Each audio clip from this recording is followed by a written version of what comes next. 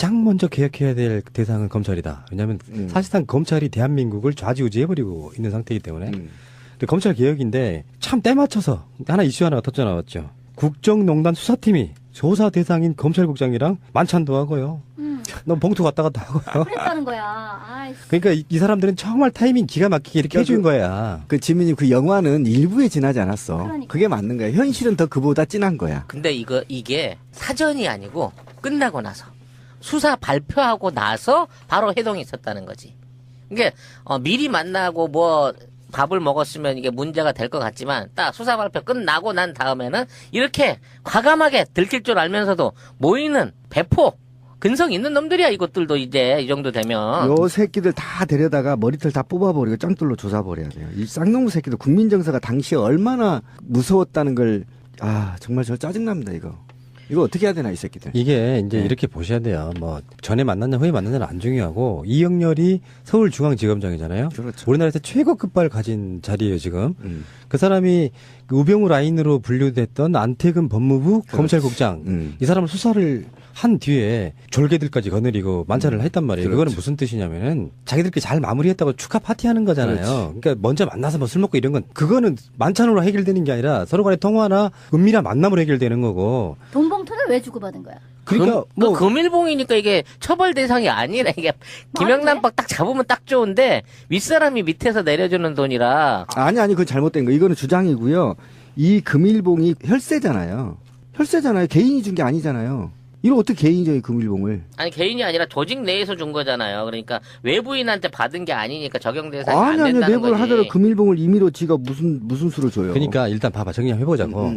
안태근 법무부 검찰국장이 이 사람이 우병우하고 통화한 게 무려 1000여 차례예요. 그렇죠. 그 수사 대상이었는데 이 안태근이가 지금 서울중앙지검의 수사팀들에게 일일이 다 봉투를 줬다는 거야. 무슨 뜻이겠어요? 그러니까 금일봉을 화사하셨다. 고맙다 이거지. 니들이 수사를 적당히 해줘서. 그러면 그 돈의 주인은 누구가 했어요? 세금이었겠지. 당연히 세금이죠. 아니. 활동비 뭐 이런 거지. 아니 그 돈을 누가 주라고 했겠어요? 저는 우병우가 주라고 우병우라고 했다고? 생각합니다. 예. 우병우의 에이. 오리진네. 대빵이 누구냐는 겁니다. 아니, 그러니까 안태근 검찰국장 정도 되면은 이 사람도 만만치 않게 뭔가 자기 나름의 어떤 인맥과 권력과 우리 왜 그 영화 내부자들 같은 거 보면 느껴지는 그런 스폰서들 왜 없겠어. 그 돈이 부족한 사람은 아니고 이 사람은 검찰에서 그 국정농단 사건으로 난리가 나가지고 수사를 하고 있던 바로 피의자 일종의 피의자인 거잖아. 참고인이든 뭐든. 근데 수사 끝나고 나서 그 수사팀들 자 와봐. 술자리 갖는 것 자체가 이거는 아니 한번 생각해보세요. 제가 비웃음을 당했는데 지금 국정농단 사건 중에 구속 안 된 놈이 누구 있어요? 대부. 우병우만. 우병우 하나만 안 됐잖아요. 그러면 이 안태근은 누구야? 우병우는 아니잖아요. 그러면 이 금일봉은 주인에 대한 충성맹세에 대한 대가라고요. 대가지. 당연히 대가지. 이거는 왜 그러냐면 만약에 그 사람들 이름도 잊어먹었네. 김기춘이를 안 했다면 김구춘이라고 내가 의심하겠지. 수혜자가 딱 이 수사 부실 수사에 대한 수혜자는 수혜자는 딱 딱 한 한 명 명. 다 됐어. 종류라까지 다될 예상인데. 근데 그래서 지금 검찰 내부에서는 이제 조국 수석이 국정농단 사건 관련해서 정윤회 그쪽으로 수사 다시 하겠다라고 밝히자마자 그때는요 조사 내용에 최순실 비리나 뭐 이상한 거 하나도 없었어요.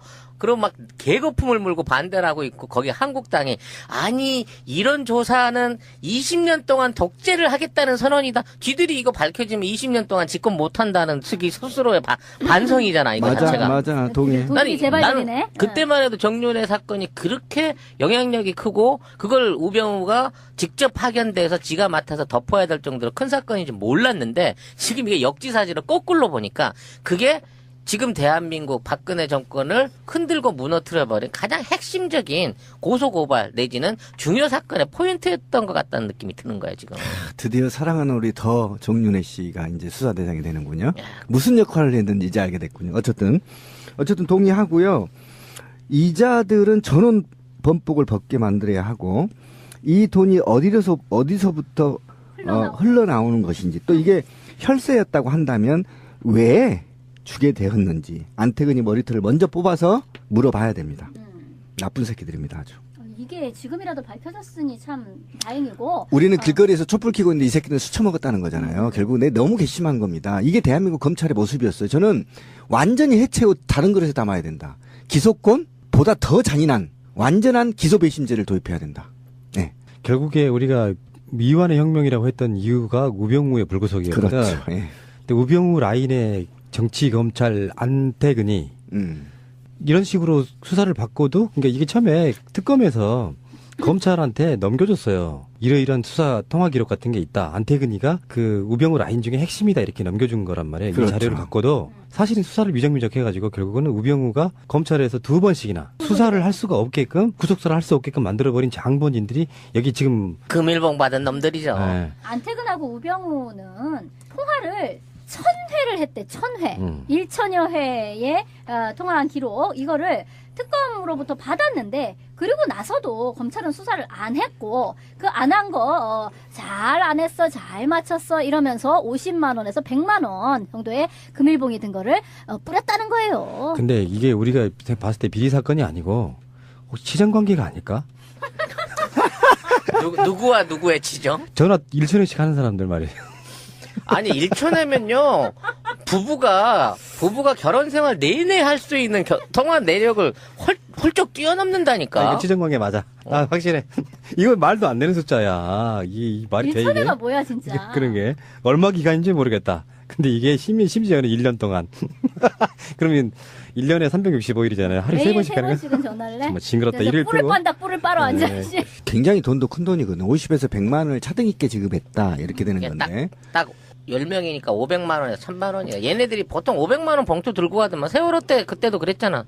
어디서 나타난지 모를 500만 원 금일봉 날렸다고. 저는 이거 당장 검사들 압수수색 들어가고 신변 확보해야 된다고 생각합니다. 왜 그러냐면 이게 지금 선거 중에 있었거든. 4월 21일이기 때문에 선거 한 중앙에 있었거든요. 이게 정치권에서 흘러나왔을 가능성도 있어요. 그러니까 이 자금과 이 의도를 정확하게 파악하지 않으면 저는 안 된다고 보고, 만약에 있잖아요. 제가 시민의 눈을 하는데 금일봉 이렇게 받았다면 벌써 압수수색 당했습니다. 당연하지. 네, 바로 끝났습니다. 한 방에. 왜 검사들은 그대로 두는 거죠? 이런 게 적폐거든. 그러니까 이게 그 개혁을 하려도 있잖아요. 하늘이 따라주는 뭔가가 있어. 맞아. 딱 적절한 타이밍에 딱 그게 터지는 거 있잖아. 할 말 못해 검찰들. 안 들려 그러면 검찰에서는 지금 뭐 김순환 물러나고 나서 좀 너무 심한 거 아니냐 이런 게 있어요. 그렇죠. 조국이 딱 들어왔죠. 그러면 어떤 분위기가 생기냐면은 제가 뭘 알아 이씨 검사도 안 해보고 일부에서 뭘 돌리냐면은 조국은 사법고시 뭐 받는지 안 받는지 않았다, 보지도 뭐 이래서. 않고 실력도 없는 게 괜히 멋만 내고 다니고 그래서 그 웅동학원 같은 게 그렇게 터지는 그렇죠, 거잖아요. 그렇죠. 알고 보면은 물론 그게 잘했다 이런 건 아니지만 예를 들어서 그런 식으로 이렇게 반동이 생겨요. 그 알게 모르게 그걸 흘리는 사람들은 분명히 어떤 의도가 있는 거라고 보는데 조국이라고 하는 사람이 존재해야 될 이유가 명확해지는 거라고 보고 검찰 개혁은 다른 거 있겠습니까? 검찰은 일단 검찰을 견제할 만한 공수처 하나 생기는 거예요. 첫 번째. 그리고 조국 교수 지론대로 수사권 나눠주는 거. 네. 일각에 나오는 이야기는 기소권까지도 나눠야 된다. 기소권 나눠야 돼요. 그러니까 검찰은 줄 수 없습니다. 길거리에서 딸딸이나 치고 있고 직무실에서 그 피의자하고 섹스나 하고 있는 새끼들한테 무슨, 나는 박근혜보다 더 나쁜 놈들이 검찰이라고 생각해요. 그러니까 검찰이 기소권에 대해서는 굉장히 이제 수사권은 그렇다 치고 그러니까 아마 수사권은 자기들이 나누는 거에 대해서는 이견이 사실 없을 거예요. 근데 기소권의 부분은 이제 두 가지가 있겠죠. 공수처로 가져가는 기소권은 어차피 나누는 거고요. 그렇죠. 경찰이 기소권을 가질 수도 있다. 이런 얘기도 나오고 있습니다. 경찰이 직접 법원에 기소할 수 있게끔 해주는 거죠. 근데 수사 대상이 다른 거. 그러니까 검찰은 경제사범이나 정치인들 위주.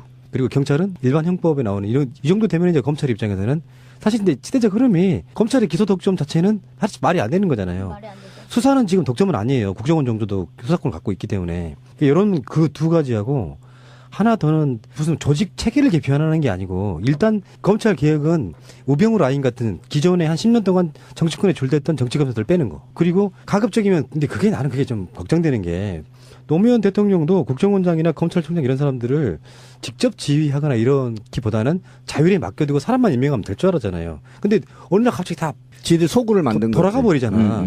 그래서 공수처, 그러니까 뭐 고비처라고도 하고 공수처에 대해서 의견이 분분한데 기본적으로 여러분들은 공수처 하나 생기는 건 훨씬 찬성하시는 거예요. 전 동의 안, 계속 못 하고 있어요. 조국 교수님한테 제가 원래 이거 가기 전에는 제가 쪽지를 주고 받았었거든요.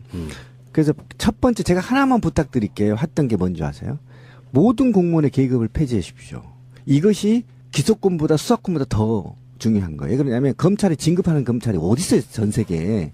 진급하니까 윗사람한테 미친 듯이 아부하고 줄 서고 지랄을 하잖아요. 이거 다 문제 됐던 거 아닙니까? 벌써 다 잊었고요. 저는 공수처, 공비처 뭐 할아버지도 필요 없다. 그 수는 누가 뽑을 거예요? 다 서울대 나온 새끼들이에요. 검사를 다루는데 어떻게 법대 안 나온 놈을 할 수 있습니까? 그놈이 다 형님 동생이지. 저는 기소권을 이제 더 이상 검찰한테 주면 안 된다. 시민이 가져와야 된다. 기소배심제를 난 도입해야 된다고 생각해. 그 일부라도. 예를 들면 노동, 그다음에 이런 우리 말하는 그 국가보안법, 이런 기소권 자체, 이런 사회의 시선이 달라지면 범죄가 달라지는 것들의 문제, 이런 거는 전부 기소배심제를 통해서 기소하게끔 단계적으로 다 바꿔 나가야 된다고 저는 생각하지. 경찰한테 만약에 기소권 주잖아요. 작살나요, 우리. 원래 기소권은요, 경찰한테만 있었어요. 해방 이래. 그러다가 하도 새끼들이 부패가 심하니까 검찰에 넘긴 게 기소권이에요. 다시 경찰이 얼마 정도 갈지는 모르겠지만 저는 이것도 아니다. 정말 아니다. 아니, 근데 대안이 없어요. 그러니까 공수처도 만들고 기소권도 제가 아까 얘기했잖아요. 아까 권 PD가 얘기한 대로 맞아요. 일반 자범들은 기소권이나 수사권을 경찰에 주고 뭐 이렇게 업무별로 쪼갤 수 있으나 이거 플러스 공안사범이라고 생각하는 노동 뭐 이런 거 있잖아요. 사회에 진보시키려고 하다가 입에대는 사람들은 다시 기소배심제를 통해서 기소만 하게끔 여러 단계로 찢어놔야 된다는 거예요. 획일적으로 하지 말고. 거기 동감. 예, 그러니까 예. 기소배심제나 배심원으로 재판하는 것도 그렇죠. 다 이렇게 포함이 돼야 되겠지만 검찰이 무소불위의 권력을 부려왔던 게 사실이잖아. 예전에 왜 그 육사 나온 군바리들 그리고 나중에 옥합발. 그 다음에 이제 정보기관, 뭐 국정원 같은 그 다음에 검찰로 이렇게 권력이 상당히 많이 넘어온 상태인데. 그렇죠. 지난 정권에서는 사실 검찰도 국정원을 무서워했죠. 국정원 압수수색 한 번도 못하는 상태로 결국은 정권이 끝난 거잖아요. 국정원 개혁 이야기도 있고 검찰 개혁이 돼야만 사실 검찰 개혁으로 세상이 확 바뀐다고 생각하지는 않는데요. 그 개혁의 개략적인 모습이 보여져야 사람들이 계획을 했다라고 체감할 거라고 생각이 전 들거든요. 문재인으로 바뀌었는데 뭐가 바뀌었냐? 라고 할 때 뭐 기관지 기여사 미세먼지 이런 걸로 어떤 상징성을 갖지는 않는다. 역사 속에는 문재인 대통령은 취임 초기에 검찰 개혁을 강하게 밀어붙여서 검찰을 획기적으로 개혁했다. 요 이야기를 들어야 된다는 거예요. 맞아요. 그렇죠. 검찰 개혁이 그걸로 적폐를 다 청산할 수 없을 거다 이렇게 했는데 저는 그렇게 보지 않아요. 약간 시선이 달라요. 60%의 적폐를 청산할 수 있어요. 일단 상징성이 있다는 예, 거예요. 예. 왜 그러냐면 검찰이 제대로만 한다면요. 국정원이요. 저것들 작살납니다. 대기업들요. 작살나요. 공무원들요. 작살나요. 그런데 검찰이 부패하기 때문에 먹이를 먹는 거예요. 범죄를 잡는 게 아니에요. 내가 어떤 새끼를 잡아야 그 영화 보죠. 어디다 빨대를 꽂아야 내가 진급을 하고 빨아먹을까? 올라갈까 이 고민이거든요. 그런데 정말 계급제가 없고 내가 평생 검찰로서 임무를 수행하겠어. 거기에 대한 각종 사회적 인센티브는 줘야 되겠죠. 월급도 올려주고. 그러니까 그렇다고 한다면 검찰만 제대로 쓰면요 다 바뀌어버립니다. 국회의원들요, 국정원 꼼짝 못합니다. 아까 저는 나무님 얘기에서 중요한 얘기가 나왔다고 생각하는데 이제 물론 이 지금 정권 바뀐 지 뭐 며칠 되지가 않았어요. 그리고 이제 그 행보는 상당히 신선하고 놀랍고 정말 좋아요. 너무 행복하고 좋은데 근데 왜 우리가 YS 처음 바뀌었을 때도 그런 얘기를 많이 했어요. 인치가 아니라 법치가 돼야 된다. 막 그때 그 얘기를 엄청나게 했었어. 말하자면 김영삼 그 당시 대통령이 이러저러한 이제 개혁을 막 개혁 깜짝쇼라는 말도 하고 그랬거든요. 근데 개혁을 하는 거는 좋은데, 그러니까 막 군사 독재에 질려버린 상태에서 이제 뭐 문민 대통령이라고 하면서 뭐 그런 식의 깜짝 개혁 조치들을 하는 거는 좋은데 문제는 그것을 시스템화 해내는 그런 작업이 이제 중요하다 그런 얘기가 나왔었고 그런데 이제 그러면서 몇 가지 굵직굵직한 개혁 작업을 했어요 실제로 김영삼 초기에 굉장히 인기 높았었잖아요. 뭐 하나회를 뭐 이렇게 해체하는 문제라든가 금융실명제를 하는 문제라든가 이런 거는 야 설마 할까 했었던 것을 해낸 거죠 사실. 근데 그것처럼 지금 말씀하신 것처럼 뭐 며칠 사이에 어떤 그런 행보의 어떤 인간적이고 정말 아름다운 행보 물론 좋은데 더 굵직한 것들을 이제 앞으로 해 나가야 되는 거죠. 그 중에 스스로도 공약에서도 밝혔듯이 그리고 이제 조국 교수를 이제 민정수석에 임명한 그 행보에서도 볼 수 있듯이 정말 검찰 개혁은 반드시 한다. 반드시 해내서 검찰의 권력 자체를 해체시켜 버리는 방식이 돼야 되는 거죠. 지금의 검찰은 단지 저것이 수사기관이기만 한 게 아닌 거예요. 그럼요. 정권이 몇 번이 바뀌더라도 자기들만의 그 작은 공화국이라고 할까? 검찰 공화국 그 권력 구조는 한 번도 깨진 적이 없는 상태로 지금까지 일제시대 그 검찰 조직 그대로가 제도가 지금까지 이어져 오고 있는 거잖아요. 맞아요. 그러니까 저것을 해체시키는 문제, 맞아요. 그리고 재벌을 개혁하는 문제, 이거는 정말 해낸다고 하면 앞으로 정말 역사책에 길에 남을 대통령이 그렇죠. 되는 거예요. 그리고 이게 저는 하나 강조하고 싶은 건요. 제발 있잖아요. 민주주의는 아까 진미님 얘기한 것처럼 시스템화돼야 되거든요. 인치는 그거는 왕정이야, 왕정. 시스템화돼야 되는데 검찰 기소권이고 경찰 기소권이고 수사권 나눠주고 개뿔 다 필요 없어요. 이게 전제 조건이 있어야 돼. 노조를 인정해줘야 돼요. 검찰 노조하고 경찰 노조를 인정해주고 이 권한을 줘야 돼요. 그래서 내부 견제 장치가 있어야 되는데 내부 견제, 내부 감시. 예, 이게 없으면요. 지금 애국에서 선진국에서 검찰 노조, 경찰 노조 없는 데가 어디 있습니까? 내부 자정 능력이 생기는 거거든요. 그래서 이것과 같이 줘야 된다. 네. 검찰 개혁이 갖는 상징성은 아마 초반에 저는 대략 한 5, 6개월 봐요. 그 초반에 검찰 개혁에 가시적인 성과를 내면 앞으로 문재인 정권 5년이 좀 편하게 갈 수도 있고요. 여기서 만약에 파국게임에서 밀리는 상태. 그러니까 저는 그 노무현 대통령의 실패라면 실패를 좀 깊게 보는데 굳이 검사들과의 대화로 자기 진정성은 보여줬는데 어쩌면 너무 쉽게 보이는 상태가 만만하게 돼버려가지고 근데 그런 측면도 있다고 봐서 나는 문재인 대통령이 인물 자체를 노무현을 뛰어넘는다 이렇게 생각하지는 않는데요. 거기서 바라봤던 자기 나름대로의 그 전철을 밟아서 생기는 반면교사 같은 것들이 너무나 학습이 잘 된 상태라서 그렇죠. 저는 굉장히 성공 가능성이 저는 높다고 저는 예, 저도 그렇죠. 방금도 눈물 나려고 하는데 노무현 대통령 참 좋아했었어요. 강조 항쟁 관련 청문회 때부터. 근데 싫어한 계기 분기점이 여의도 칼바람 단식하고 있는데 평검사하고 맞짱 뜨고 있길래 미워했었거든요. 그래서 돌아가시는 화해를 했는데. 예. 초창기에 등을 돌리셨네. 예, 등을 돌렸다가 돌아가시고 했는데 그 얘기를 왜 하냐면 노무현 정부가 하려 했던 검찰 개혁 때문에 저는 돌아가셨다고 생각해요. 아까 권 PD가 얘기한 대로 이것은 이미 저는 노무현 대통령을 뛰어넘는 훌륭한 대통령이 될 거라고 저는 자신합니다. 왜냐하면 노무현 대통령 각오가 없었어. 당해보질 않아서 검찰들한테. 근데 문재인 대통령이 당해봤어.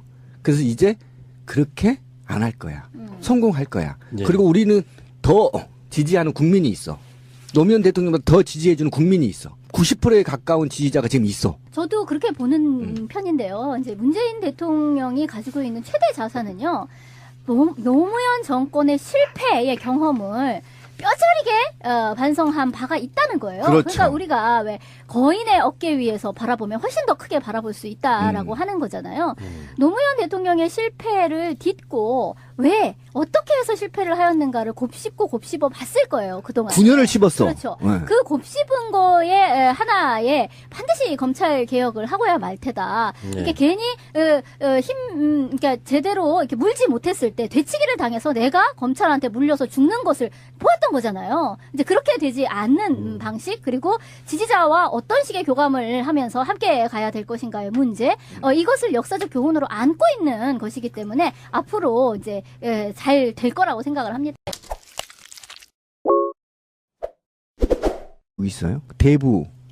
우병우만. 우병우 하나만 안 됐잖아요. 그러면 이 안태근은 누구야? 우병우는 아니잖아요. 그러면 이 금일봉은 주인에 대한 충성맹세에 대한 대가라고요. 대가지. 당연히 대가지. 이거는 왜 그러냐면 만약에 그 사람들 이름도 잊어먹었네. 김기춘이를 안 했다면 김구춘이라고 내가 의심하겠지.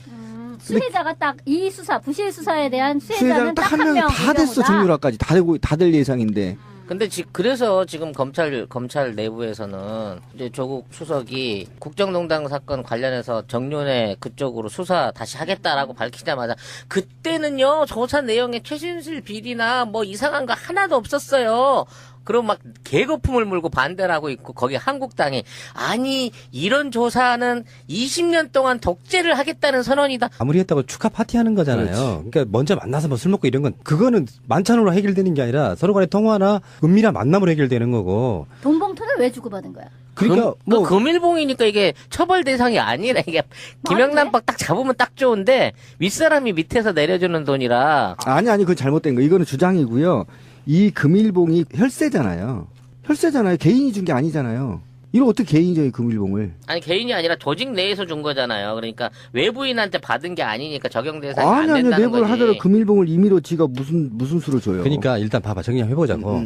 안태근 법무부 검찰국장이 이 사람이 우병우하고 통화한 게 무려 1000여 차례예요. 그렇죠. 그 수사 대상이었는데 이 안태근이가 지금 서울중앙지검의 수사팀들에게 일일이 다 봉투를 줬다는 거야. 무슨 뜻이겠어?